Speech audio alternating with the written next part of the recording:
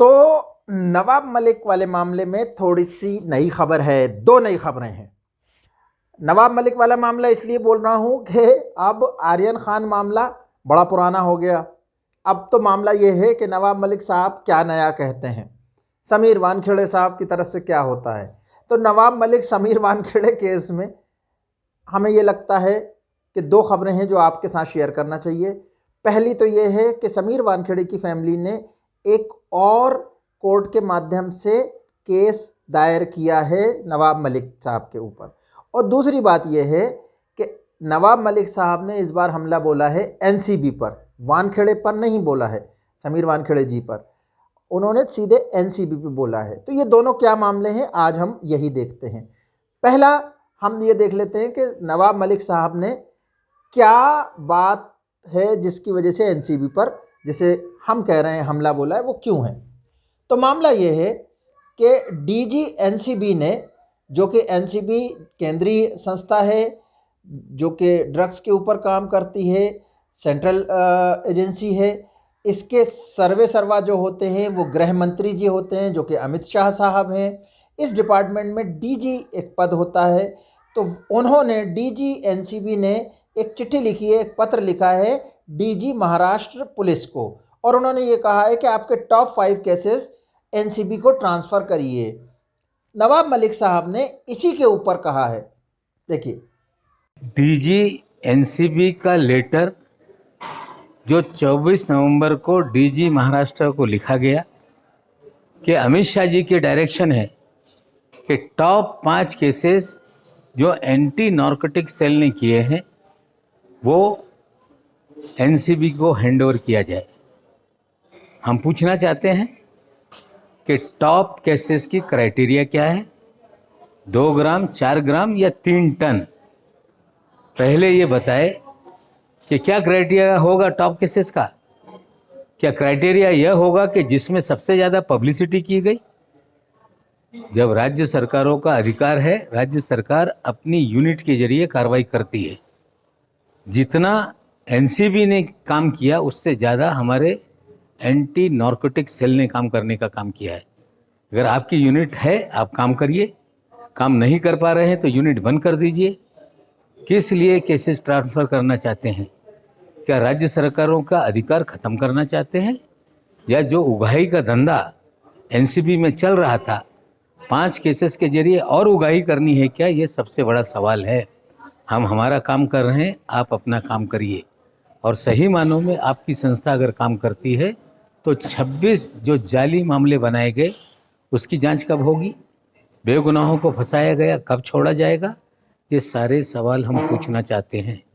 ये साफ हो गया है कि जोनल यूनिट महाराष्ट्र में उगाही का धंधा कर रही है, प्राइवेट आर्मी बनाए हुए। तो नवाब मलिक साहब का ये कहना है कि केंद्रीय एजेंसी इस तरह से राज्य के काम में दखल नहीं दे सकती है कि, और टॉप 5 क्या होता है, किस आधार पे आप ये वैल्यू करेंगे। कोई केस अगर ऑलरेडी स्टेट की एजेंसी, लॉ इन्फोर्समेंट एजेंसी कर रही है, जांच अन्वेषण कर रही है, तो उसको करने देना चाहिए। ये केंद्र का राज्य के मामले में दखल देना हुआ।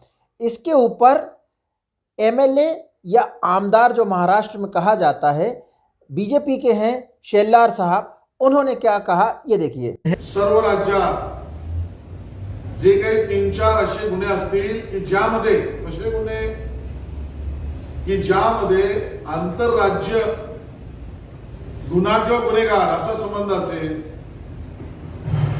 यातला मास्टर माइंड अन्य राज्यामध्ये किंवा अन्य देशामध्ये असेल, ज्यातली साखळी राज्यात वाहत असेल, असे चौकशीत आलं असेल, असे 3-4 गुन्हे केंद्राकडे किंवा एनसीबी कडे वळवा।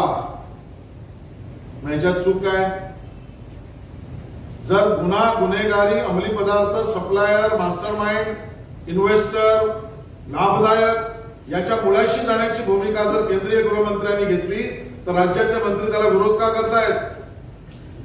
कोणाला वाचवण्यासाठी करतायत? कोणाची वकिली करतायत? आणि त्यामुळे हा प्रकार, हा विरोध अनाठायी, अयोग्य आणि अवैध आहे।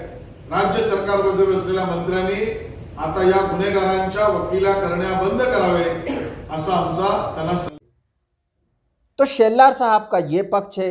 मराठी में था, वो ये कहना चाह रहे हैं कि केंद्र के पास ये अधिकार हैं कि वो राज्य से इस तरह के काम को, जो कि अंतर्राज्यीय हैं, दो या एक से अधिक स्टेट का मामला है, राज्यों का मामला है, तो उस मामलों को वो केंद्रीय एजेंसी ले सकती है।